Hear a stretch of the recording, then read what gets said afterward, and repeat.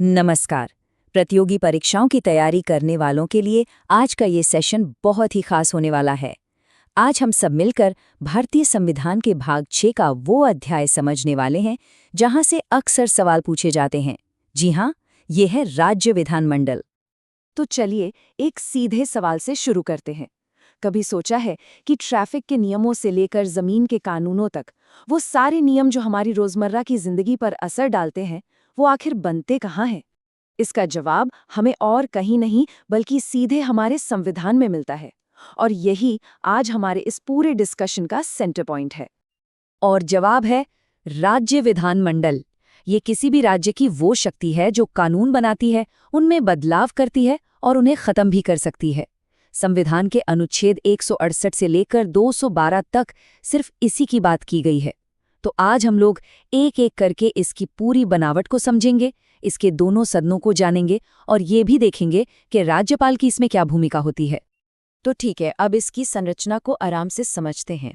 एक सवाल मन में आता है, क्या भारत के हर राज्य में कानून बनाने की प्रक्रिया बिल्कुल एक जैसी है? इसका जवाब है नहीं। विधानमंडल की संरचना यानी उसके स्ट्रक्चर के आधार पर राज्यों में दो अलग-अलग तरह के सिस्टम होते हैं। यहाँ एक बहुत ज़रूरी बात है जिस पर ध्यान देना होगा। अक्सर लोग सोचते हैं कि विधानमंडल मतलब सिर्फ विधानसभा, लेकिन ऐसा नहीं है। देखिए, जहाँ एक सदनीय व्यवस्था है वहाँ राज्यपाल और विधानसभा ये दोनों मिलकर विधानमंडल बनाते हैं, और जहाँ द्विसदनीय व्यवस्था है वहाँ राज्यपाल, विधानसभा और विधान परिषद ये तीनों मिलकर विधानमंडल बनाते हैं। मतलब साफ है, राज्यपाल इसका एक अभिन्न अंग है। तो अगला सवाल यही है कि भाई ये दो सदन वाली व्यवस्था आखिर है कहाँ? इसको बिल्कुल नोट कर लीजिए। वर्तमान में सिर्फ 6 ऐसे राज्य हैं: उत्तर प्रदेश, बिहार, महाराष्ट्र, कर्नाटका, आंध्र प्रदेश और तेलंगाना। ये लिस्ट परीक्षा में इतनी बार पूछी जाती है कि इसको तो बस दिमाग में छाप लेना है। चलिए अब आगे बढ़ते हैं और बात करते हैं पहले और सबसे महत्वपूर्ण सदन की, यानी विधानसभा। इसे सही मायनों में राज्य की शक्ति का केंद्र यानी पावर हाउस कहा जाता है। तो विधानसभा के बारे में कुछ मुख्य बातें जान लेते हैं। इसे कहते हैं निचला सदन या लोअर हाउस, लेकिन नाम पर मत जाइए, असली पावर यही है। क्यों?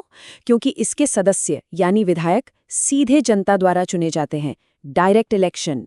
संविधान कहता है कि इसमें कम से कम 60 और ज्यादा से ज्यादा 500 सदस्य हो सकते हैं।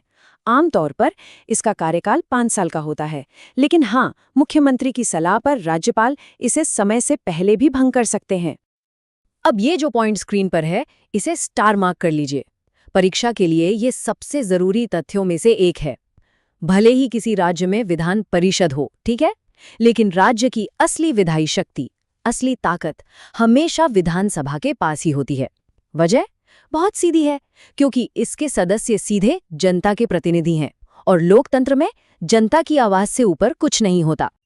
विधानसभा को तो हमने समझ लिया। अब आते हैं दूसरे सदन पर, यानी विधान परिषद। इसको ऊपरी सदन या विशेषज्ञों का सदन भी कहते हैं, हाउस ऑफ एक्सपर्ट्स। ऐसा क्यों? क्योंकि इसके सदस्य सीधे जनता से नहीं चुने जाते, बल्कि खास प्रक्रिया से आते हैं जिसमें अलग-अलग क्षेत्रों के विशेषज्ञ और प्रतिनिधि शामिल होते हैं। विधानसभा से इसका मिजाज बिल्कुल अलग है। विधान परिषद एक स्थायी सदन है। इसका मतलब क्या हुआ? इसका मतलब ये हुआ कि ये कभी भंग नहीं होती। जैसे विधानसभा 5 साल में या उससे पहले भंग हो जाती है, ये नहीं होती। यहाँ सदस्यों का कार्यकाल 6 साल का होता है, और सबसे दिलचस्प बात यह है कि हर 2 साल में इसके 1/3 सदस्य रिटायर हो जाते हैं और उनकी जगह नए सदस्य आ जाते हैं। एक निरंतरता बनी रहती है।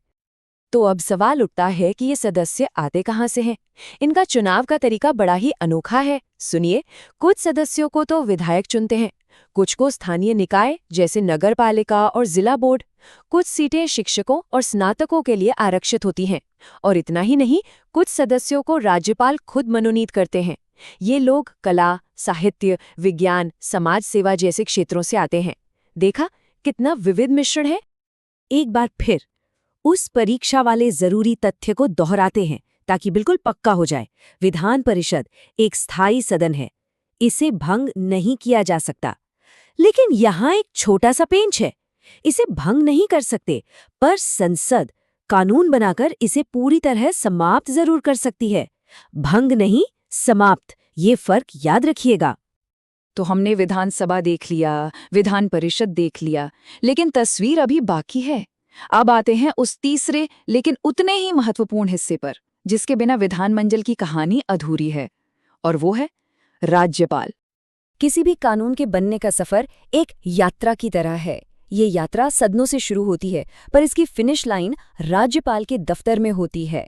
जब कोई विधेयक यानी बिल विधानसभा और जहां है वहां विधान परिषद से पास हो जाता है, तो वो सीधे जाता है राज्यपाल के पास उनकी अनुमति के लिए। और जब तक राज्यपाल उस पर अपने हस्ताक्षर नहीं कर देते, वो बिल बस एक बिल ही रहता है, कानून नहीं बनता। अब जब बिल राज्यपाल के पास पहुंच गया, तो उनके पास 3 मुख्य विकल्प होते हैं। विकल्प नंबर 1, वो उस पर अपनी सहमति दे दें, हस्ताक्षर कर दें और बिल कानून बन जाए, सीधा साफ। विकल्प नंबर 2, वो उसे सुझावों के साथ सदन को वापस भेज दें कि भाई इस पर एक बार फिर से विचार कर लो।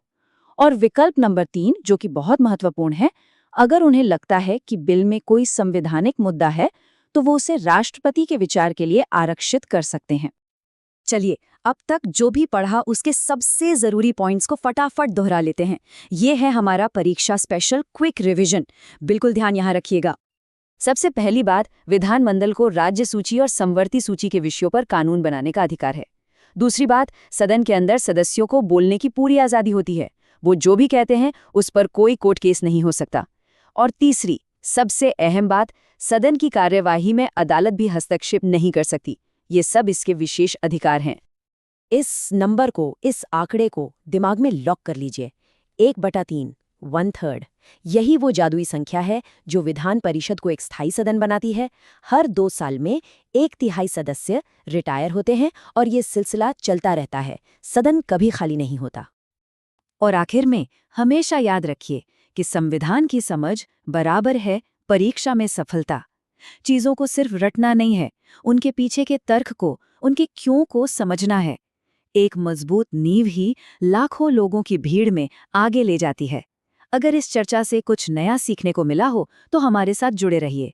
अपना ध्यान रखिए, पढ़ते रहिए और आगे बढ़ते रहिए।